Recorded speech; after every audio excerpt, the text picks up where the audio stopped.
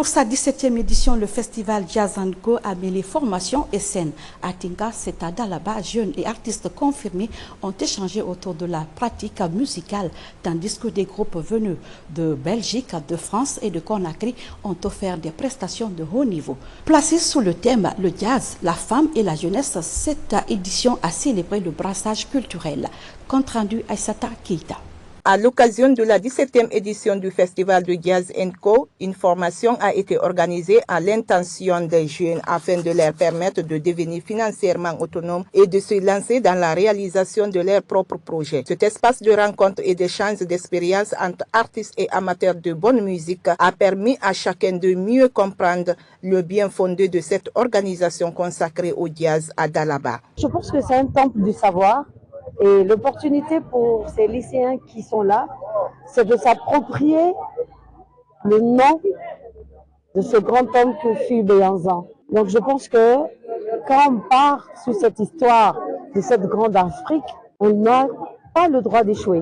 Parce qu'on est dans un lieu qui rappelle toute une symbolique africaine. Et moi, je suis fière. Les prestations artistiques hors pair livrées par des groupes de musique venus de divers horizons ont marqué les esprits. Le jazz, la femme et la jeunesse au cœur du brassage culturel était le thème de cette 17e édition. Mais nous, on fait du jazz fusion. On aime voyager dans le monde entier, s'inspirer des rythmes et des harmonies qui nous entourent, qu'on découvre en voyage pour composer notre musique.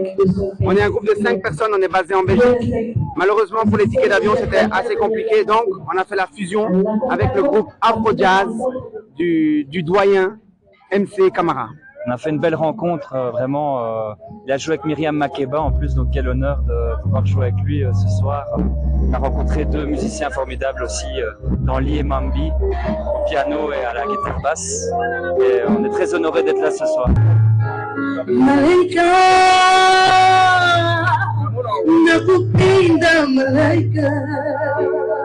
C'est un honneur. Quand vous parlez Makeba, tout le monde le sait, c'était pas une petite personne.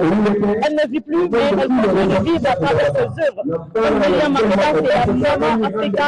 Elle nous inspire jusqu'à présent. Et nous sommes sur ces traces du festival de jazz.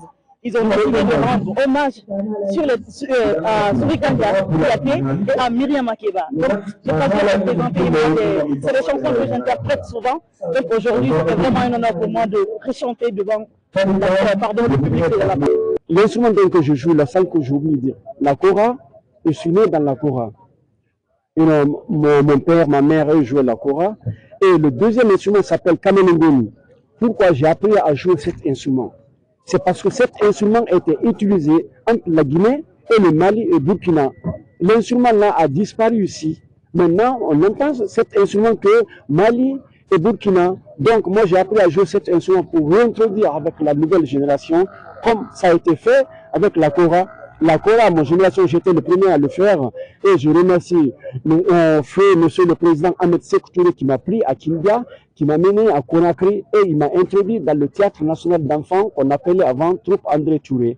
Pendant 7 jours d'affilée, la ville de Dalaba a vibré au rythme du jazz. On pouvait même lire la joie qui embellissait le visage des habitants de cette ville touristique. Dalaba est une ville paradisiaque, avec un climat presque comparable à celui de Moscou. Cette grande rencontre événementielle destinée à valoriser une culture qui incarne Jazz & Co à la ville et des environs, de comprendre que le partage culturel est une force et un facteur de cohésion pour tout un peuple. Après tout, la culture est ce qui reste quand un peuple perd tout, car un peuple sans culture est un peuple sans âme et sans histoire.